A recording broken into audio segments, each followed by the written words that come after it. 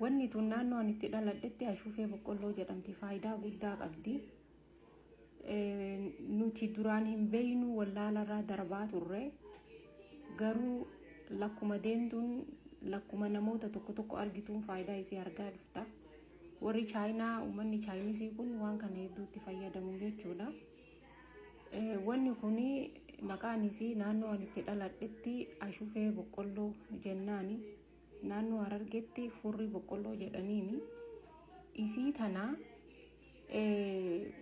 tagaraa keessaa jechuu tamataa gubbaarraa san irraa murtanii darbitan. Maaliif boqqolloo kana wayita inni biqilu waa itti afuufan summii faa itti afuufanii. Kanaafi tamataa gubbaarraa san irraa murtanii darbitanii tagaraa keessaa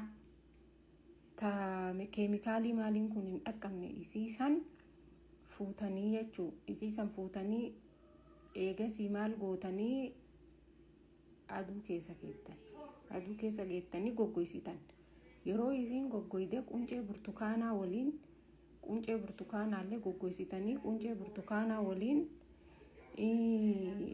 qurunfudii itti dabaltanii quncee burtukaanaa itti dabaltanii akkasitti walirratti danfistanii daa'ima maankaa tokko itti naqxanii akkasitti ganama kubbaayyaa takka yoo dhuydan namoota kalee keessaa cirracha qaban akkasuma ammallee namoota rakkoo anti infilmeeshinii qaban akkasuma ammallee namoota gartee garaan bokoku yeroo hedduu garaan bokoku isaan fayyada jechuudha.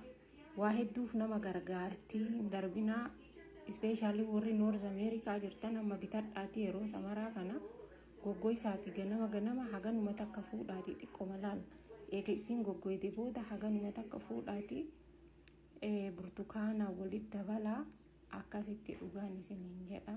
Faayidaa guddaa qabdi. Akka irraa fayyadatan abdiin qaba. Galatooma.